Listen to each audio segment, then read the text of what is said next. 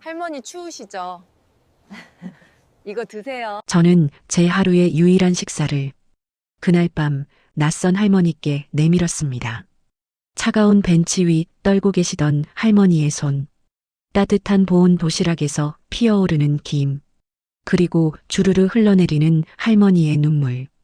그때 저는 몰랐습니다. 이 작은 선택이 제 인생을 송두리째 바꿔놓게 될 줄은.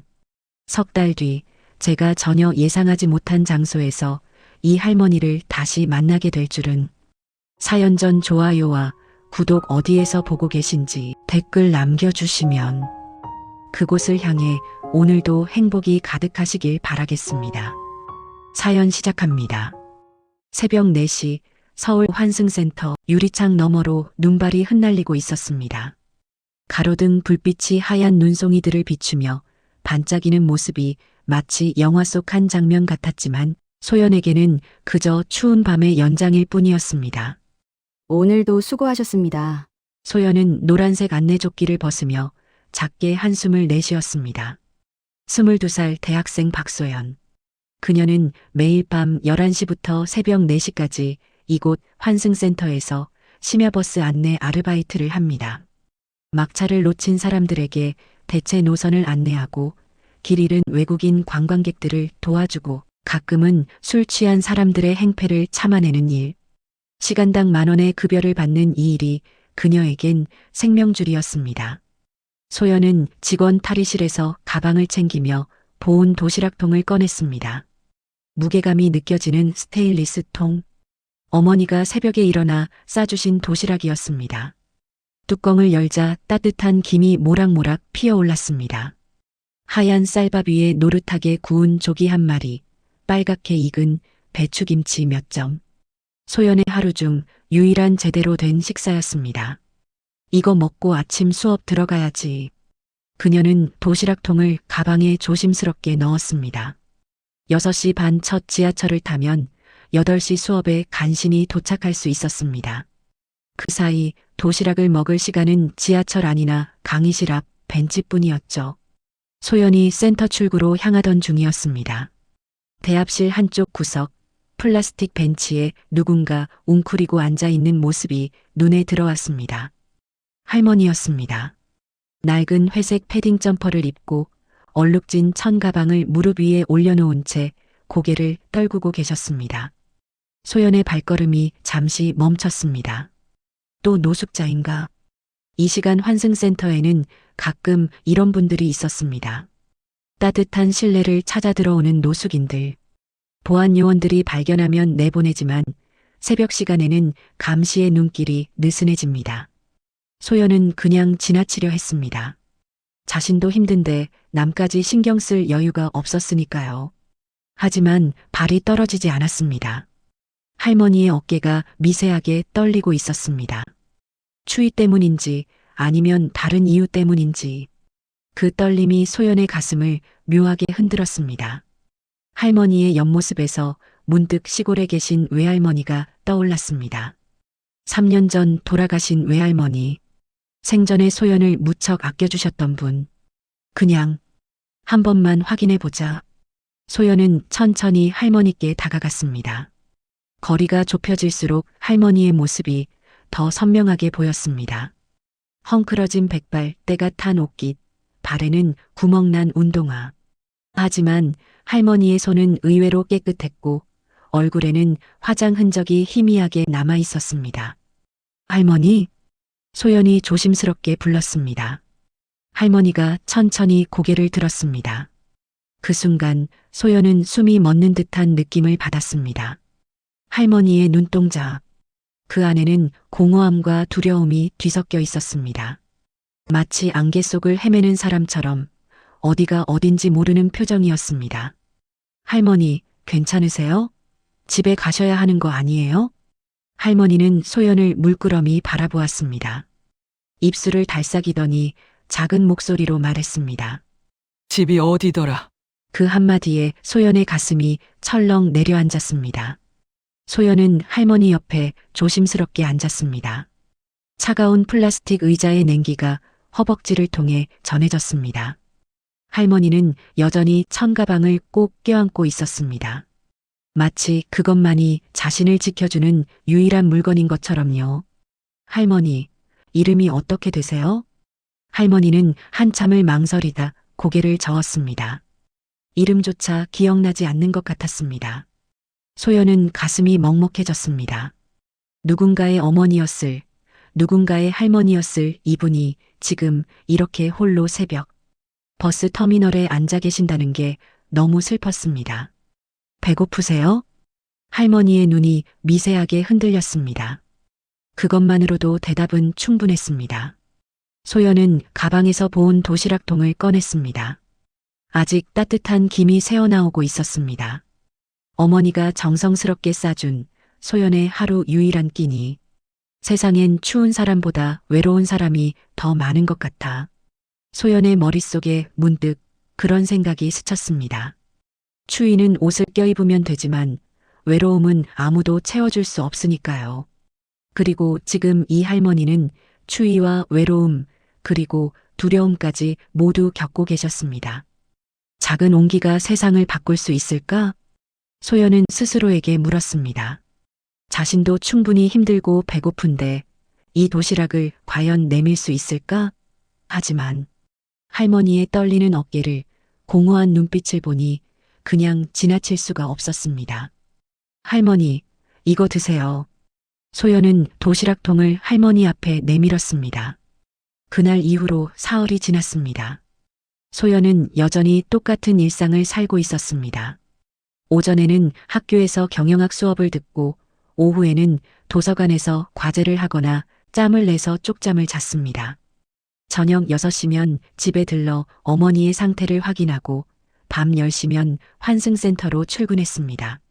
소연의 집은 신림동 반지하 원룸이었습니다. 10평도 안 되는 좁은 공간에 어머니와 단둘이 살았습니다. 어머니는 3년 전 교통사고로 척추를 다쳐 거동이 불편했습니다. 보험도 제대로 들지 않았던 터라 치료비로 빚만 잔뜩 늘었고 월세 50만 원도 매달 빠듯했습니다. 소연아, 오늘은 일찍 들어오니? 저녁 6시 집에 들어서자 침대에 누워 계시던 어머니가 반갑게 웃으셨습니다. 소연은 가방을 내려놓으며 최대한 밝게 대답했습니다. 네, 오늘 수업 일찍 끝났어요. 아까 약 드셨어요? 응, 2시에 먹었어. 걱정 마.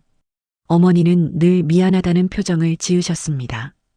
딸이 학교도 다니면서 야간 아르바이트까지 해야 하는 상황이 얼마나 가슴 아프실까요? 소연은 그 표정을 볼 때마다 더 힘을 내야겠다고 다짐했습니다. 엄마, 저 출근해야 해서 도시락 싸뒀어요. 아침에 드세요. 알았어.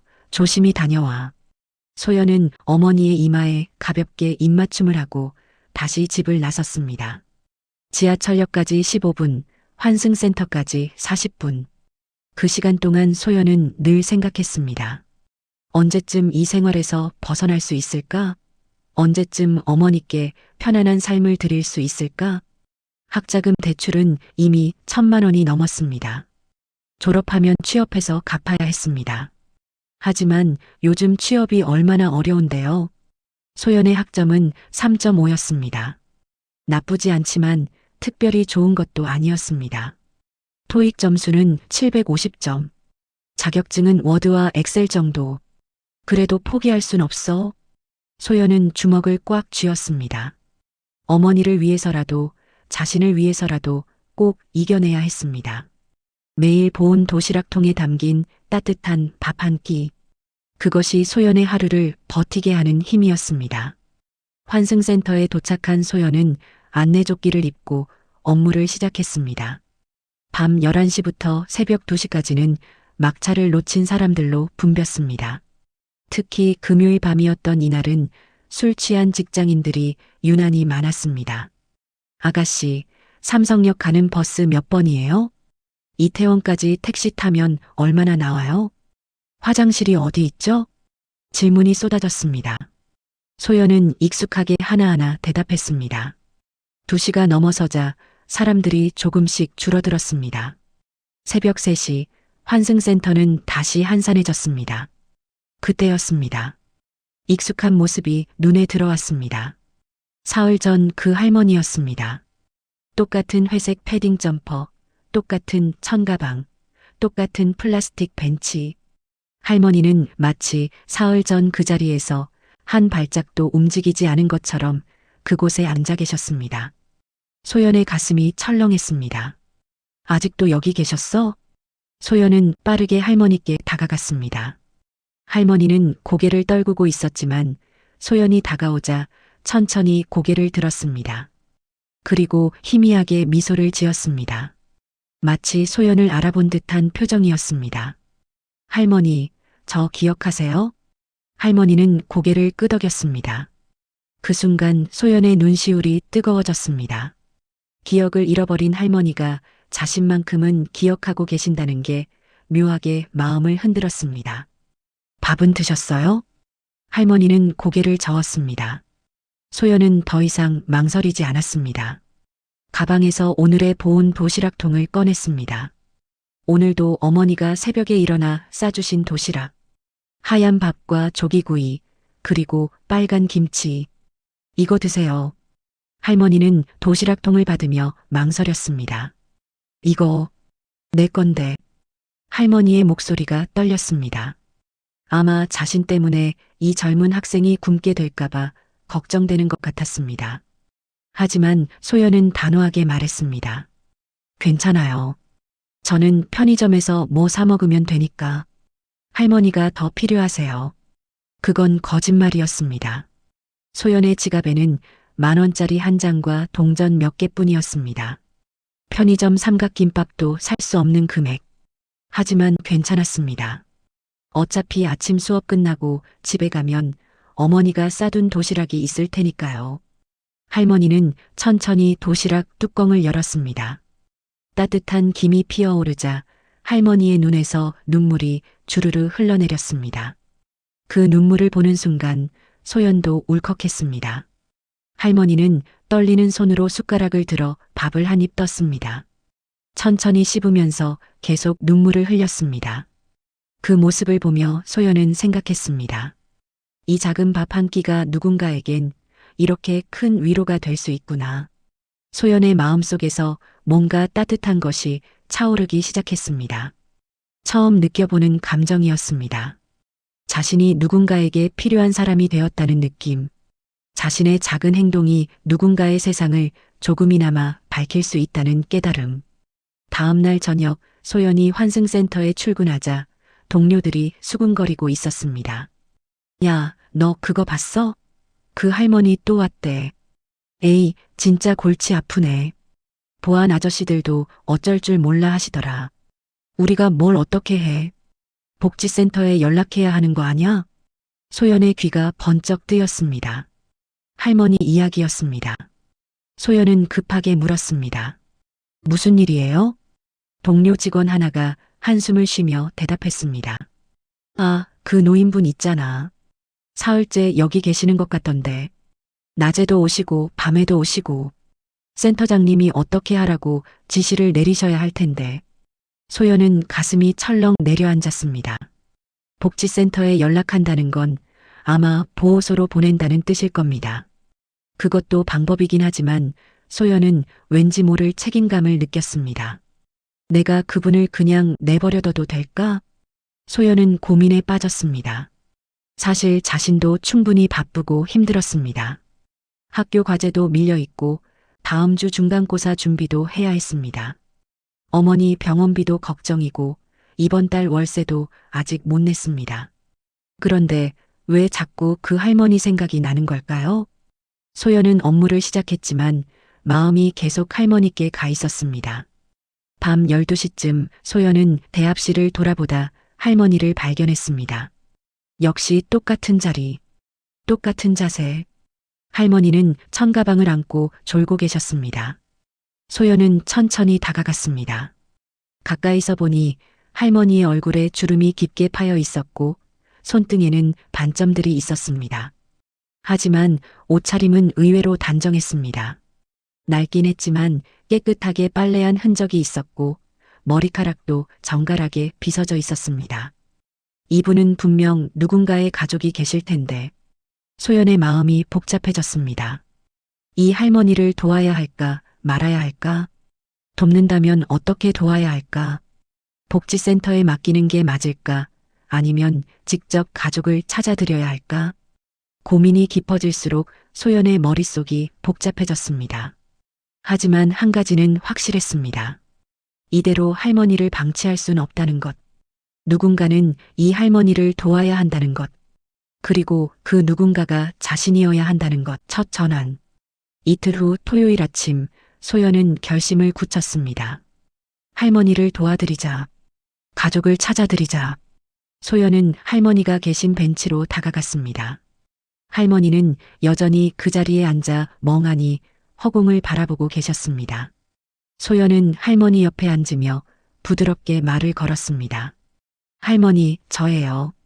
기억하세요? 할머니가 고개를 돌렸습니다. 그리고 희미하게 미소를 지었습니다. 역시 소연만큼은 기억하시는 것 같았습니다. 할머니, 제가 가족분들 찾아드릴게요. 그러려면 할머니 가방 좀 봐도 될까요? 할머니는 잠시 망설이다 천천히 천가방을 내밀었습니다. 소연은 조심스럽게 가방을 열었습니다. 안에는 낡은 지갑 하나, 손수건, 그리고 플라스틱 케이스에 든 교통카드가 있었습니다. 소연은 지갑을 펼쳤습니다. 신분증은 없었습니다.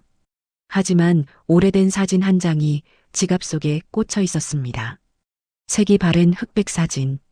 버스 한 대 앞에서 젊은 남녀가 활짝 웃고 있었습니다. 남자는 버스 기사 제복을 입고 있었고 여자는 깔끔한 원피스를 입고 남자의 팔을 끼고 있었습니다. 이 사진 속 분이 할머니세요? 할머니는 사진을 물끄러미 바라보더니 천천히 고개를 끄덕였습니다. 그 순간 할머니의 눈에서 또 눈물이 주르르 흘러내렸습니다. 하지만 이번에는 슬픈 눈물이 아니라 그리운 눈물 같았습니다. 소연은 사진 뒷면을 확인했습니다. 희미하게 글씨가 적혀 있었습니다. 1987년 3월 성령교통 창립일. 성령교통. 소연은 그 이름을 기억했습니다. 그리고 교통카드를 꺼냈습니다. 일반 티머니 카드였지만 카드 뒷면에 작은 글씨가 새겨져 있었습니다. 이은아. 할머니의 이름이었습니다. 할머니 이름이 이은아세요? 할머니는 멍하니 소연을 바라보다 천천히 고개를 끄덕였습니다. 소연의 가슴이 두근거렸습니다. 단서를 찾았습니다. 이름과 오래된 회사 이름. 이것만 있으면 가족을 찾을 수 있을지도 몰랐습니다. 할머니, 제가 꼭 가족 찾아드릴게요. 약속해요. 소연은 은하 할머니의 손을 꼭 잡았습니다. 할머니의 손은 차갑지만 부드러웠습니다.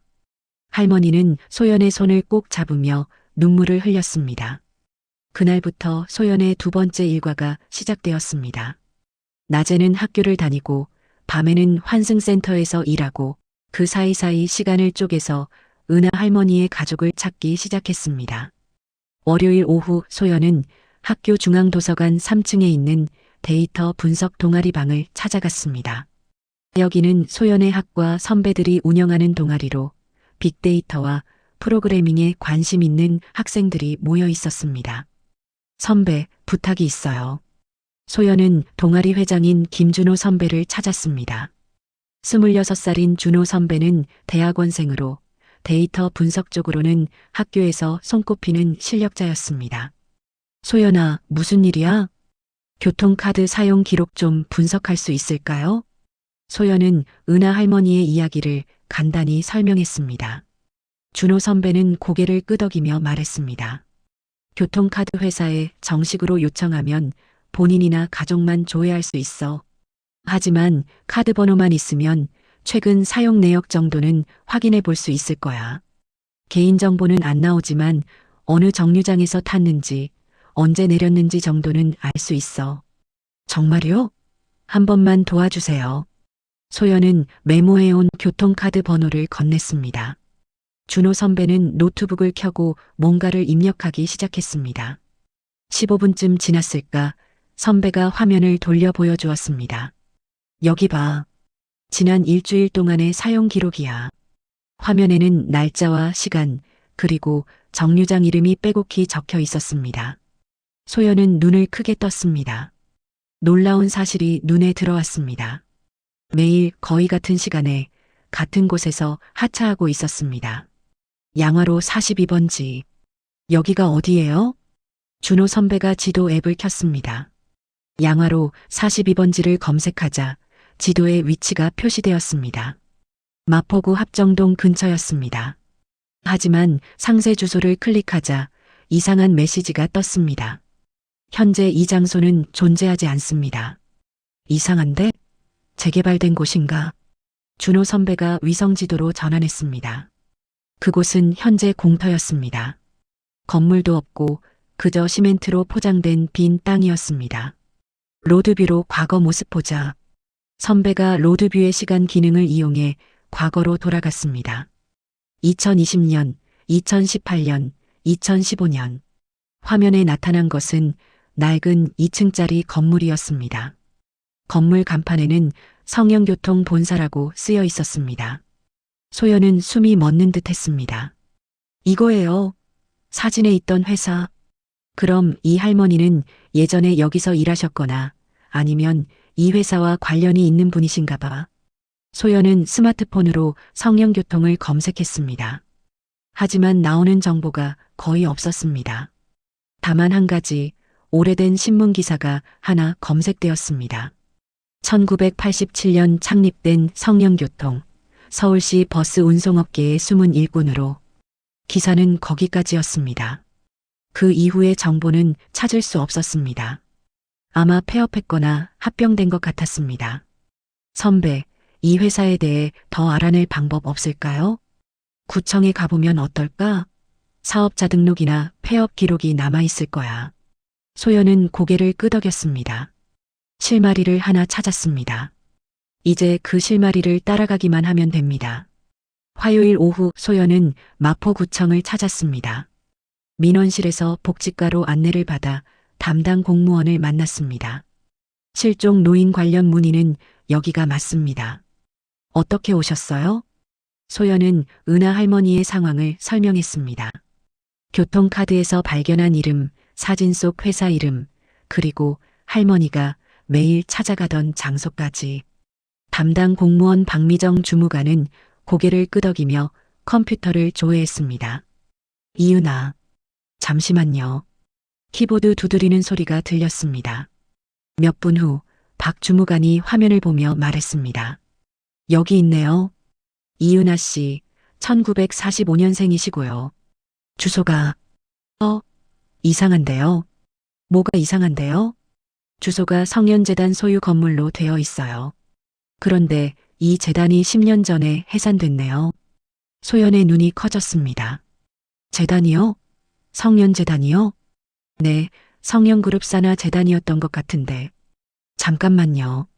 박 주무관이 다른 화면을 검색했습니다. 그리고 놀란 표정을 지었습니다. 이거, 혹시 이분이? 화면에 나타난 건 오래된 기사였습니다. 제목은 이랬습니다. 성영그룹 창립자 정철수 회장 별세, 부인 이은하 여사 홀로 남아. 소연은 화면을 뚫어지게 바라봤습니다. 기사에는 흑백 사진이 하나 실려 있었습니다. 젊은 시절의 이은하 씨. 소연이 본 사진 속 여자와 똑같은 얼굴이었습니다. 성영그룹이 뭐예요? 예전에 꽤 큰 운수회사였어요. 버스 운송이랑 물류 사업을 하던 회사인데 2000년대 초반에 경영난으로 계열사들이 다 정리됐대요. 본사도 매각되고 재단도 해산되고. 소연의 머릿속이 복잡해졌습니다. 그렇다면 은하 할머니는 그 회사 창립자의 부인이었던 거였습니다. 그런데 왜 지금 홀로 거리를 헤매고 계신 걸까요? 가족은 없나요? 기록상으로는 아드님이 한 분 계신 것 같은데 연락처가 없네요. 박 주무관이 안타까운 표정을 지었습니다. 일단 보호소에 연락해서 임시 보호 조치를 취하는 게 좋겠어요. 그리고 가족 찾기 공고를 내고요. 잠깐만요. 제가 먼저 좀 더 알아볼 수 있을까요? 학생이 혼자서는 어려울 텐데요. 제발요. 며칠만 시간을 주세요. 소연의 간절한 눈빛에 박 주무관은 한숨을 쉬었습니다. 일주일 안에 가족을 못 찾으면 정식으로 보호소 이송 절차를 밟을게요. 할머니 건강도 걱정되고 이대로 방치할 순 없으니까요. 감사합니다. 소연은 구청을 나서며 스마트폰을 꺼냈습니다. 그리고 SNS에 글을 올리기 시작했습니다. 혹시 이분을 아시나요? 소연은 은하 할머니의 뒷모습 사진을 올렸습니다. 얼굴은 나오지 않게, 개인정보가 노출되지 않게 조심하면서요. 그리고 간단한 설명을 덧붙였습니다. 환승센터에서 길을 잃으신 할머니입니다. 성년교통, 성년그룹과 관련이 있으신 것 같습니다. 가족을 찾아드리고 싶습니다. 작은 정보라도 아시는 분은 댓글 부탁드립니다. 글을 올리고 10분도 안 돼서 댓글이 달리기 시작했습니다. 이런 분들 정말 안타까워요. 도와드려야죠.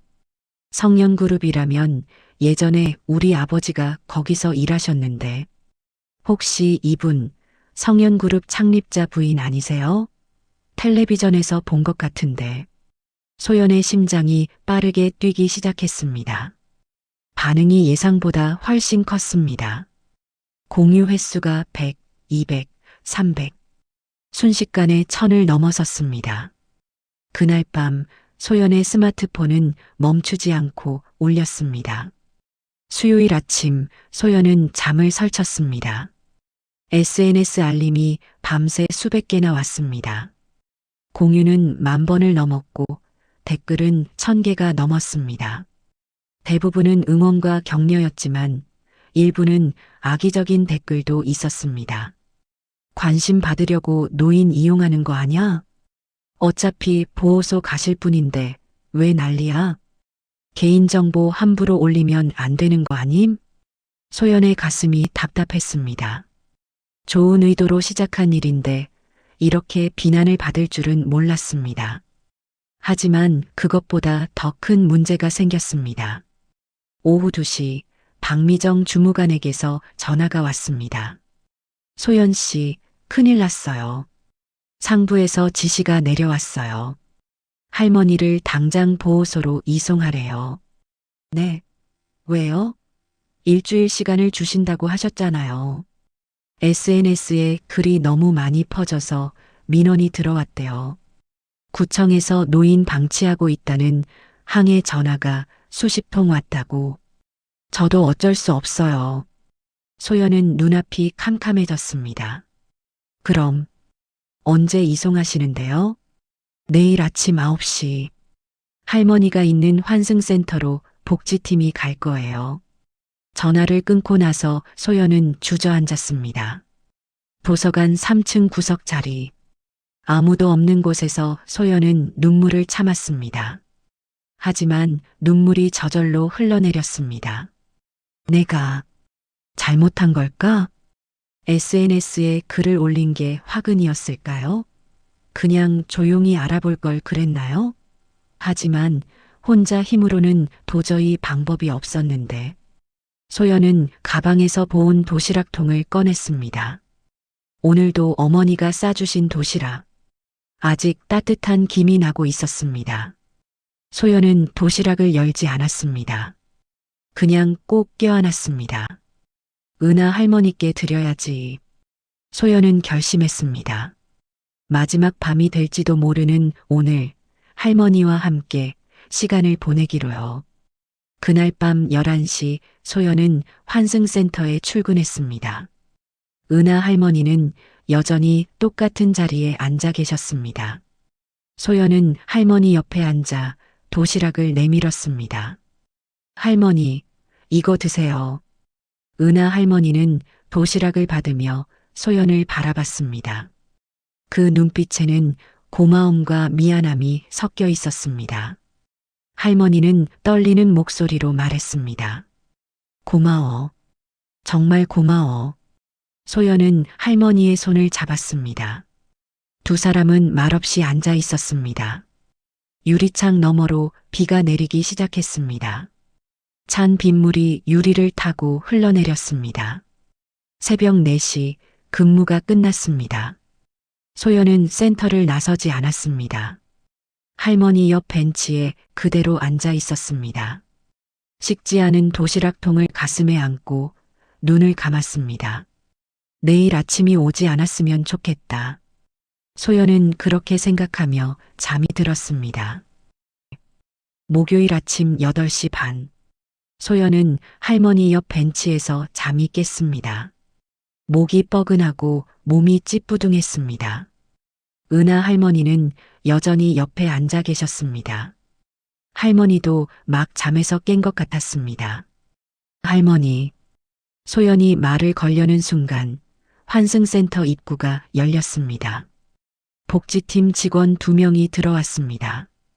그들은 소연과 은하 할머니를 발견하고는 다가왔습니다. 이은하 어르신이시죠? 저희가 모시러 왔습니다. 소연은 벌떡 일어났습니다. 잠깐만요. 가족을 찾을 수도 있어요. SNS에 글이 엄청 퍼졌다고요. 조금만 더 기다려주시면. 학생, 저희도 규정이 있어요. 이해해 주세요. 그때였습니다. 환승센터 입구로 한 남자가 급하게 들어왔습니다. 30대 중반쯤 되어 보이는 남자. 깔끔한 검은색 코트를 입고 가죽 서류 가방을 든 모습이었습니다. 남자는 센터 안을 둘러보다 은하 할머니를 발견하고는 숨이 멎는 듯 멈춰 섰습니다. 어머니? 남자의 목소리가 떨렸습니다. 은하 할머니도 고개를 들어 남자를 바라봤습니다. 몇 초간의 침묵. 그리고 할머니의 눈에서 눈물이 주르르 흘러내렸습니다. 도윤아. 남자는 빠르게 할머니께 달려왔습니다. 무릎을 꿇고 할머니의 손을 잡았습니다. 어머니, 제가 늦었습니다. 정말 죄송해요. 남자의 이름은 정도윤이었습니다. 은하 할머니의 아들. 그는 지난 사흘간 어머니를 미친 듯이 찾아다녔다고 했습니다.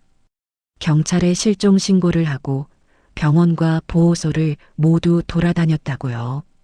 그러다 어젯밤 SNS 글을 보고 곧바로 연락했다고 했습니다. 소연은 그 장면을 보며 안도의 한숨을 쉬었습니다. 찾았습니다. 드디어 가족을 찾았습니다. 도윤은 소연을 돌아보며 깊게 고개를 숙였습니다. 정말 감사합니다. 학생분이 어머니를 돌봐주셨다고요? 아니에요. 저는 그냥. 아니에요. 학생분이 아니었으면 어머니를 못 찾았을 거예요. 도윤은 지갑을 꺼내려 했지만 소연은 손을 저었습니다. 괜찮아요. 저는 정말 아무것도 안 했어요. 그래도 할머니께서 무사히 가족분을 만나신 것만으로도 충분해요. 소연은 진심으로 그렇게 말했습니다. 돈이 필요한 건 사실이었지만 이 순간만큼은 그런 게 중요하지 않았습니다. 은하 할머니와 아들이 재회한 이 장면. 그것만으로도 소연의 마음은 충만했습니다. 복지팀 직원들도 상황을 확인하고는 안도의 표정을 지었습니다. 신분증 확인 좀 하겠습니다. 도윤은 신분증과 가족관계 증명서를 제출했습니다. 모든 게 확인되었습니다. 은하 할머니는 이제 안전하게 집으로 돌아갈 수 있었습니다. 도윤이 어머니를 부축해 일으키려는 순간 은하 할머니가 소연을 돌아봤습니다. 그리고 떨리는 손으로 소연의 손을 잡았습니다. 고마워.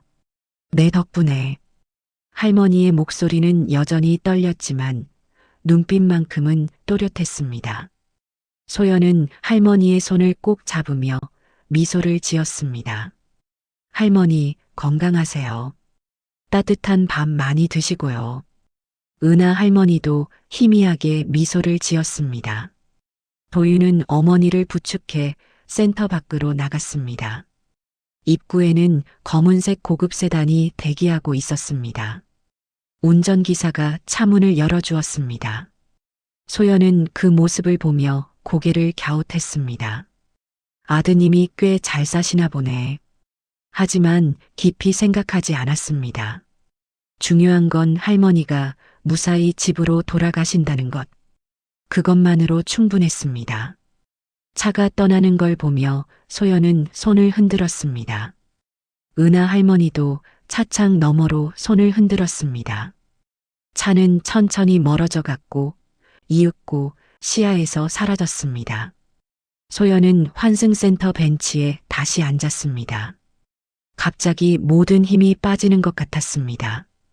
지난 며칠간의 피로가 한꺼번에 몰려왔습니다. 학교 수업도 제대로 못 들었고, 과제도 밀렸고, 잠도 제대로 못 잤습니다. 하지만 이상하게도 마음은 뿌듯했습니다. 해냈다. 소연은 작게 중얼거렸습니다. 자신이 누군가를 도왔다는 사실, 그 작은 행동이 누군가의 삶을 바꿨다는 사실, 그것이 소연에게 큰 위로가 되었습니다. 집으로 돌아가는 지하철 안에서 소연은 창밖을 바라봤습니다. 아침 햇살이 유리창을 비추고 있었습니다.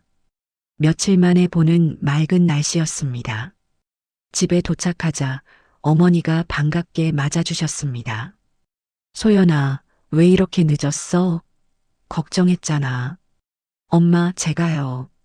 소연은 지난 며칠간의 이야기를 어머니께 들려드렸습니다. 은하 할머니를 만난 것, 도시락을 나눠드린 것, 가족을 찾으려 애쓴 것, 그리고 오늘 아침 재회 장면까지. 어머니는 이야기를 듣는 내내 눈시울을 붉혔습니다. 그리고 소연의 손을 꼭 잡았습니다. 우리 딸 정말 잘했어. 엄마가 자랑스럽다. 엄마. 소연은 어머니의 품에 안겼습니다. 오랜만에 느껴보는 따뜻함이었습니다. 그렇게 한참을 안고 있다가 소연은 침대에 누웠습니다. 너무 피곤해서 곧바로 잠이 들었습니다. 영혼의 어둠. 저녁 7시쯤 소연은 잠에서 깼습니다. 스마트폰을 확인하니 부재중 전화가 15통이나 있었습니다. 모두 모르는 번호였습니다. 문자 메시지도 수십 개. 혹시 이은하 어르신을 도와주신 분 맞나요? 인터뷰 요청드립니다. 연락 주시면 감사하겠습니다. 방송국입니다. 출연 의향 있으신가요? 소연은 당황했습니다. SNS 글이 언론에까지 퍼진 모양이었습니다. 하지만 소연은 모든 메시지를 무시했습니다.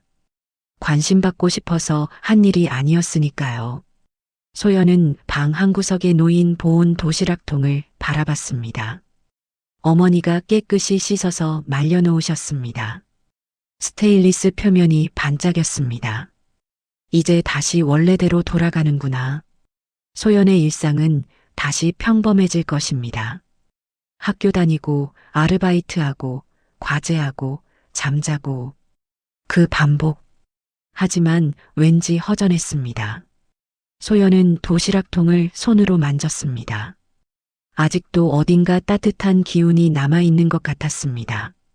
마치 이제 내 차례야라고 속삭이는 것처럼요. 내 차례?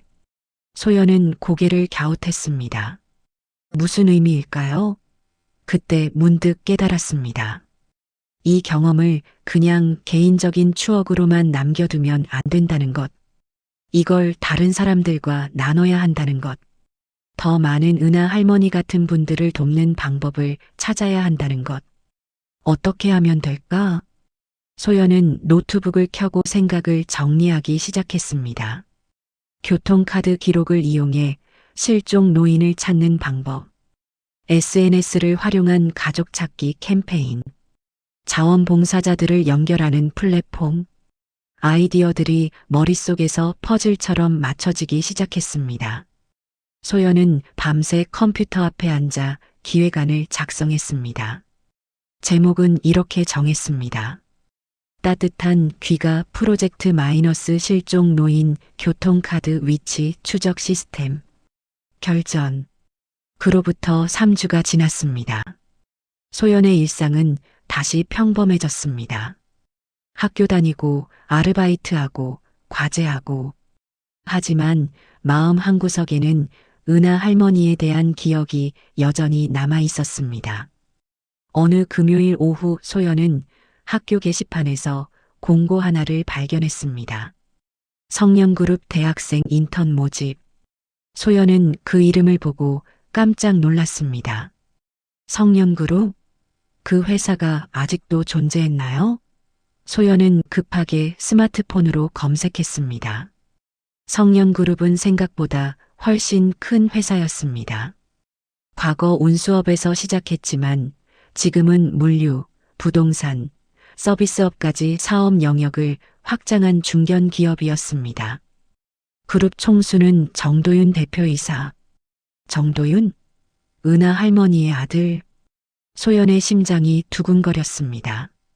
설마 그 회사였을까요? 하지만 소연은 그게 중요하지 않다고 생각했습니다. 인턴 공고의 내용이 더 중요했습니다. 사회공헌 프로젝트 기획 인턴 모집, 노인복지, 교통안전, 지역사회 봉사 관련 아이디어 우대.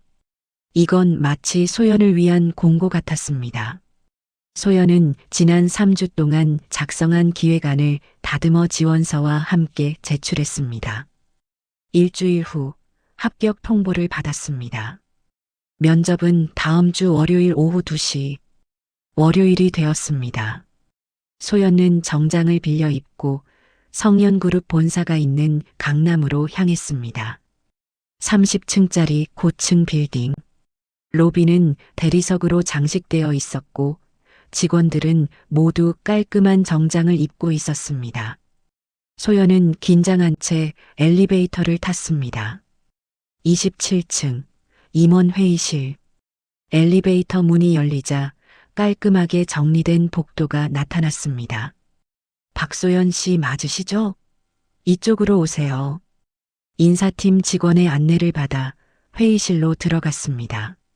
문을 여는 순간 소연은 얼어붙었습니다. 회의 테이블에 5명이 앉아 있었습니다. 양쪽에 각각 2명씩, 그리고 가운데 상석에 1명. 그 가운데 앉은 사람을 본 순간 소연의 숨이 멎었습니다. 은하 할머니였습니다. 아니, 정확히는 이은하 회장이었습니다. 할머니는 깔끔한 베이지색 정장을 입고 계셨습니다. 머리는 단정하게 빗어 올리셨고 얼굴에는 엷은 화장이 되어 있었습니다. 3주 전 환승센터에서 보았던 그 할머니와는 완전히 다른 모습이었습니다. 어르신? 소연의 목소리가 떨렸습니다. 회의실 안이 순간 조용해졌습니다. 면접관들이 모두 놀란 표정으로 소연과 회장을 번갈아 봤습니다. 회장님, 아는 분이십니까? 한 임원이 조심스럽게 물었습니다. 은하 회장은 천천히 미소를 지었습니다. 그 미소에는 따뜻함과 고마움이 담겨 있었습니다. 이 친구는 우리 회사가 꼭 품어야 할 사람입니다. 회의실이 다시 한번 술렁였습니다. 해시태그 14 피날레. 면접은 예상과 전혀 다르게 진행되었습니다. 은하 회장이 직접 질문했습니다. 소연 씨, 지난번에 제출한 기획안에 대해 설명해 주시겠어요? 소연은 긴장을 풀고 천천히 말하기 시작했습니다. 따뜻한 귀가 프로젝트는 교통카드 빅데이터를 활용해 실종 노인을 찾는 시스템입니다. 노인분들이 길을 잃으셨을 때 교통카드 사용 기록을 분석하면 주로 가시던 장소나 패턴을 파악할 수 있습니다. 이를 통해 가족을 더 빠르게 찾아드릴 수 있습니다. 은하 회장이 고개를 끄덕였습니다. 구체적으로 어떻게 실행할 건가요? 먼저 교통카드 회사와 협약을 맺어야 합니다. 개인정보 보호를 위해 본인이나 보호자의 동의가 있을 때만 기록을 조회할 수 있도록 하고요. 그리고 SNS 기반의 가족 찾기 플랫폼을 구축합니다. 자원봉사자들이 참여해서 정보를 공유하고 목격담을 올릴 수 있도록요. 비용은 얼마나 들까요? 소연은 준비해온 자료를 꺼냈습니다. 3주 동안 밤새워 조사한 내용들이었습니다. 초기 시스템 구축에 약 3억 원, 연간 운영비는 약 5천만 원 정도 예상됩니다. 하지만 정부 지원금이나 기업 후원을 받으면 비용을 줄일 수 있습니다.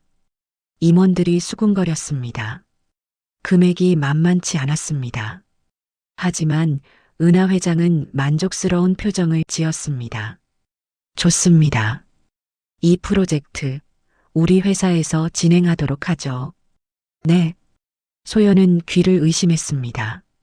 방금 승인하신 건가요? 면접도 제대로 안 끝났는데? 은하 회장이 미소를 지으며 말했습니다. 소연 씨, 당신은 그날 저에게 따뜻한 밥 한 끼를 나눠줬습니다. 그 작은 온기가 제 마음을 녹였어요. 이제 제 차례예요. 당신의 아이디어에 날개를 달아드리고 싶습니다. 소연의 눈시울이 뜨거워졌습니다. 회장님, 감사합니다. 아니에요. 감사한 건 저예요. 당신 덕분에 저는 다시 돌아올 수 있었으니까요. 그날 소연은 성년그룹 사회 공헌팀 인턴으로 정식 합격했습니다. 그리고 첫 프로젝트로 따뜻한 귀가 프로젝트를 맡게 되었습니다. 그로부터 석 달이 지났습니다. 소연은 회사에서 열심히 일했습니다. 교통카드 회사와의 협약을 성사시키고 SNS 플랫폼을 구축하고 자원봉사자들을 모집했습니다. 은하 회장은 늘 소연을 지켜보며 조언해 주셨습니다. 어느 날 프로젝트 론칭 행사가 열렸습니다. 기자들과 복지단체 관계자들이 참석했습니다. 소연은 무대에 올라 프로젝트를 소개했습니다. 따뜻한 귀가 프로젝트는 단순히 실종 노인을 찾는 것을 넘어 우리 사회의 작은 온기를 나누는 운동입니다. 누구나 어려움에 처할 수 있고 누구나 도움이 필요할 수 있습니다. 중요한 건 서로를 돌아보는 마음입니다. 발표가 끝나자 박수가 터져 나왔습니다. 은하 회장도 박수를 치며 흐뭇하게 웃었습니다. 행사가 끝난 후 은하 회장이 소연을 따로 불렀습니다. 소연 씨, 이거 드리고 싶었어요. 회장은 작은 상자를 건넸습니다. 소연이 열어보니 그 안에는 파란색 목도리가 들어 있었습니다. 부드러운 캐시미어 소재. 그날 당신이 저에게 도시락을 줬듯이 저도 당신에게 무언가를 주고 싶었어요. 앞으로 추운 겨울에 이걸 두르고 다니세요. 그리고 기억하세요. 당신의 온기가 누군가의 세상을 바꿀 수 있다는 걸요. 소연은 목도리를 꺼내 목에 둘렀습니다. 따뜻했습니다. 단순히 목도리의 온기가 아니라 마음의 온기였습니다. 회장님, 정말 감사합니다. 저야말로 회장님을 만나서 제 인생이 바뀌었어요. 아니에요. 우리는 서로에게 필요한 사람이었던 거예요. 그날의 도시락이 나한테서 당신의 미래로 이어진 거죠. 두 사람은 서로를 바라보며 미소를 지었습니다. 해시태그 15 파이널 이미지. 이듬해 봄 4월 어느 날 새벽 환승센터에는 여전히 사람들이 오가고 있었습니다. 막차를 놓친 사람들, 새벽 첫 차를 기다리는 사람들. 대합실 한쪽 벤치에는 파란 목도리와 스테인리스 도시락통이 나란히 놓여 있었습니다. 소연은 이제 환승센터에서 아르바이트를 하지 않았습니다. 성년그룹 정규직 사원이 되어 사회공헌팀에서 일하고 있었습니다. 학교도 휴학하고 일에 전념하기로 했습니다. 어머니의 치료비도 회사 지원으로 해결되었고 반지하 원룸도 벗어나 쾌적한 오피스텔로 이사했습니다. 하지만 소연은 잊지 않았습니다. 그날 밤 은하 할머니를 처음 만났던 순간, 떨리는 손으로 도시락을 내밀었던 순간, 그 작은 행동이 자신의 삶을 완전히 바꿔놓았다는 사실을요. 새벽 5시 버스 한 대가 환승센터에 도착했습니다. 사람들이 내리고 또 타고 센터의 스피커에서 안내 방송이 흘러나왔습니다. 승객 여러분, 안녕하십니까? 오늘도 안전한 귀가 되시기 바랍니다. 막차가 떠난 뒤에도 따뜻한 자리는 남아 있습니다. 방송이 끝나고 벤치 위의 파란 목도리가 미풍에 살랑 흔들렸습니다. 도시락통은 여전히 따뜻한 기운을 품고 있는 것 같았습니다. 누군가의 작은 온기가 누군가의 인생을 바꿉니다. 그리고 그 인생이 또 다른 누군가에게 온기를 전합니다. 겨울은 추웠지만 봄은 따뜻하게 찾아왔습니다. 소연은 이제 알았습니다. 세상에서 가장 강력한 힘은 권력도 돈도 아니라는 것을, 바로 누군가를 향한 작은 배려와 온기라는 것을, 따뜻한 밥 한 끼, 그것이 모든 기적의 시작이었습니다. 이 상황에서 여러분이라면 어떻게 하셨을까요? 소연에게 하고 싶은 말씀이 있으시면 댓글로 남겨주세요. 오늘 사연이 마음에 와닿으셨다면 좋아요와 구독해 주시면 또 따뜻한 사연으로 금방 찾아오겠습니다.